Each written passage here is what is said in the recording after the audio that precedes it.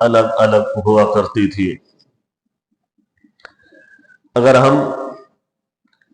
نصارہ کی بات کریں یا ان یہودیوں کی بات کریں تو ان کا انداز روزہ رکھنے کا بڑا مختلف تھا۔ ان کی قوموں میں افراط اور تفریط سے کام لے کر روزوں کی جو اصل کیفیت تھی،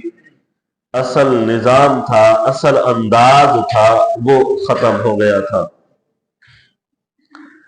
تو ان کے ہاں یہ ایک نظام تھا، اگر روزے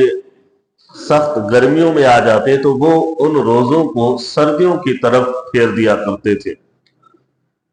موسم بہار کی طرف پھیرا کرتے تھے، اور اپنی ہی طرف سے کہہ دیتے اگر 30 روزے ہمارے اوپر فرض ہے تو ہم 10 اور اضافی رکھ کے روزوں کی تعداد ہم 40 کر دیں گے۔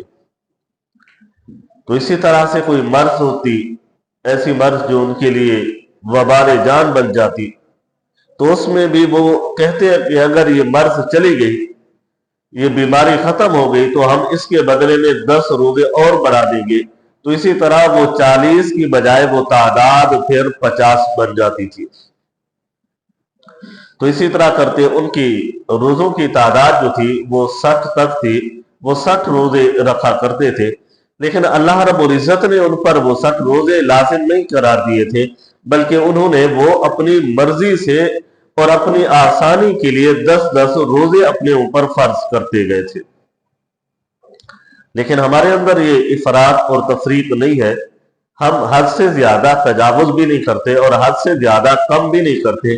جو اللہ رب العزت نے روزے جتنے ہمارے اوپر لازم کیے ہیں تو ہم پر اتنے روزے رکھنا ہی لازم ہوتا ہے۔ اور جیسے یہود و نصارہ کا ایک انداز تھا